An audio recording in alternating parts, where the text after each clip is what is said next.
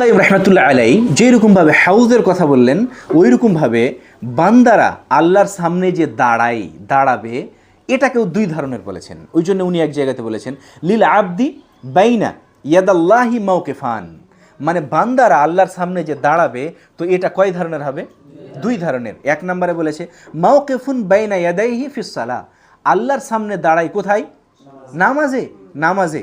আর দ্বিতীয় নম্বর বলা হয়েছে যে ওয়া মাওকিফুন বাইনা ইয়াদাইহি ইয়াউমা লিকাইহি, যেই দিন আল্লাহর সাথে সাক্ষাৎ করবে ইয়াউমাল কিয়ামাহ, সেই দিন আল্লাহর সামনে দাঁড়াবে।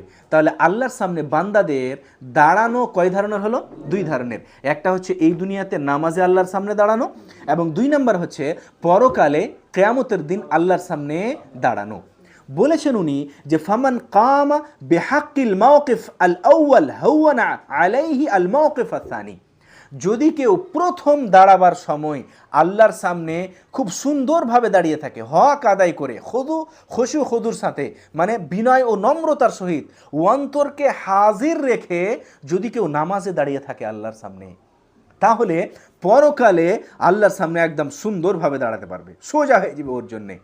ওয়ামান ইস্তাহানা বিহাদাল মাওকিফ, আর যারা এই দুনিয়ার যে দাঁড়াটা ছিল, এই দাঁড়াতে সঠিকভাবে দাঁড়ায়নি, অলসতা করেছে, মানে ভালোভাবে দাঁড়ায়নি, এখানে চুরি করেছে, ওয়ালাম ইউআফিহি হাক্কাহু, আর ও নামাজের হক আদায় করেনি।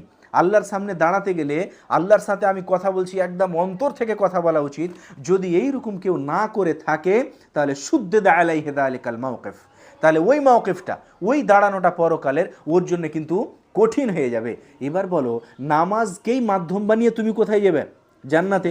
আল্লাহর সামনে দাঁড়িয়ে বলবে আমি অনেক ইবাদত করেছি, আমাকে জান্নাতে দাও। তো যদি এই দাঁড়নে তুমি নামাজের হক না দাও, যদি তুমি খুশু খুদু বিনয়ী ও নম্রতার সহিত নামাজ না পড়ো, তাহলে পরকালে আল্লাহর সামনে দাঁড়াতে পারবে?